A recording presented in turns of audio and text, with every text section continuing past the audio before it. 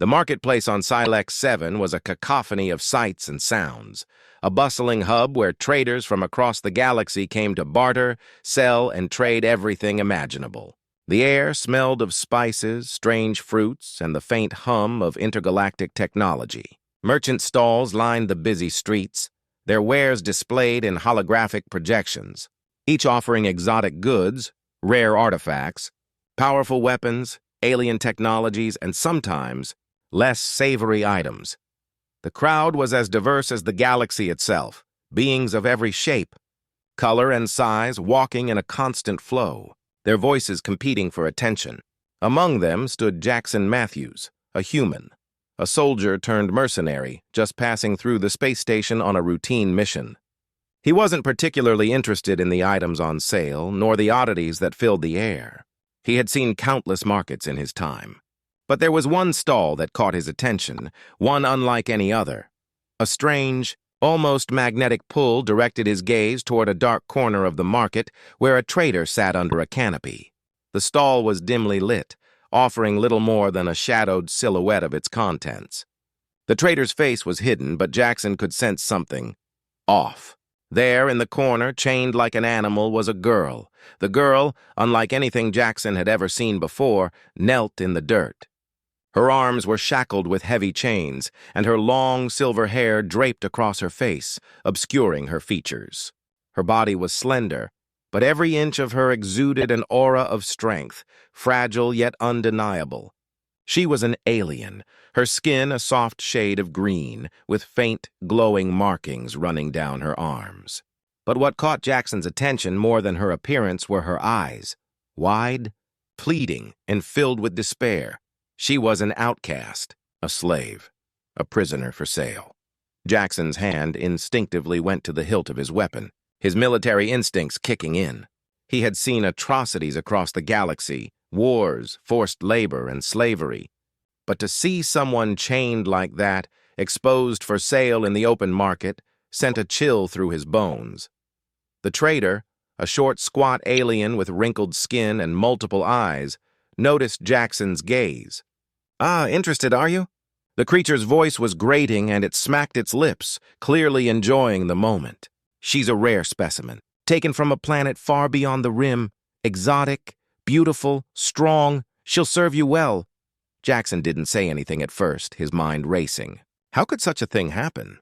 How could this girl, someone so clearly powerful, be reduced to this? Then the girl looked up at him, her eyes locking onto his with such intensity that Jackson's heart skipped a beat. Her mouth opened, and her voice, though soft and hoarse, cut through the noise of the market.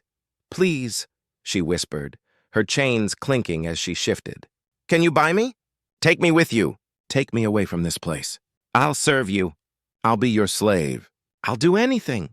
Her voice faltered, and the vulnerability in her eyes hit him harder than any weapon he had ever faced. Jackson swallowed hard. "You don't need to be a slave," he said, though he knew that his words would never erase the reality of what she had been through. The alien trader chuckled darkly. "Ah, but she does not have a choice, my friend. She is not here by choice. You can buy her, take her with you, or let her rot in the chains until some other bidder comes along. The choice is yours." Jackson stared at the girl, her chains digging into her wrists, her body bruised and battered from years of abuse. There was a fire in her eyes, though, a glimmer of hope that hadn't been snuffed out completely. It was that spark that kept Jackson from walking away. "How much?" he asked, his voice more hardened than he intended. The trader's eyes gleamed with greed. "For you, human, the price is high. 50,000 credits." Jackson's brow furrowed. It was an extortionate amount, he knew it, but the price of a life, a person, wasn't something that could be easily calculated. It wasn't just about the credits. He looked at the girl again. She was still kneeling, her chains rattling as she shifted slightly. There was no dignity in her posture, no pride, just defeat. But even as he watched, she straightened her back slightly, trying to hold herself with some semblance of dignity. Jackson clenched his fists. He didn't care about the credits. He couldn't walk away from this.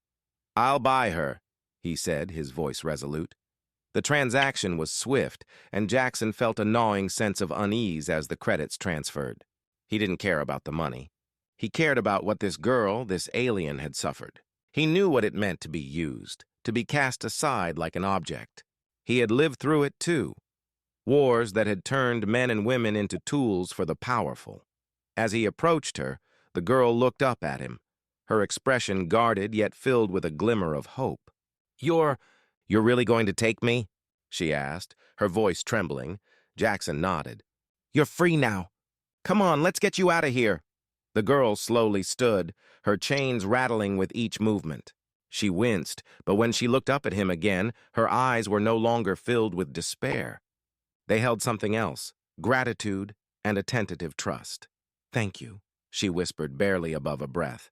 "I don't know what to say." "You don't have to say anything," Jackson replied. "You're safe now." Later, in the privacy of Jackson's ship, the Sable Hawk, he gave her clean clothes and food, the bare necessities. He'd never been the sort to get emotionally involved with people. He was a soldier, trained to keep his distance. But something about this girl made his heart ache. He had seen too many innocents abused by the galaxy's powerful. He had to help her. The girl sat across from him, the silence between them comfortable but filled with unspoken questions. After a while, she spoke again. "Why did you buy me?" she asked, her voice quieter now but still carrying that same determination. "I don't understand. Humans don't typically care about us slaves." Jackson paused, looking at her. He hadn't expected this question. Hadn't thought about the reason why he had done it beyond simply needing to make things right. "I guess I don't like seeing people like you treated like animals," he said slowly. "No one deserves to be a slave, not you." "Not anyone." The girl blinked, as though she hadn't fully processed his words. Then her eyes softened. "My name is Lyra," she said quietly. "I've been a slave for as long as I can remember. I didn't think there were people like you who would care enough to help." "Lyra," Jackson repeated, testing the name. It fit her somehow. "I'm Jackson." Lyra nodded, her expression slowly shifting from wariness to something like hope. "What will you do with me?" she asked. "I don't know," Jackson replied. "You're free now. Do whatever you want. I'm not here to control you." Lyra looked at him for a long time, as though weighing his words carefully. Then she said, "I don't know what freedom feels like. I've never been free. I'm scared." Jackson nodded, his gaze softening. "I get it. But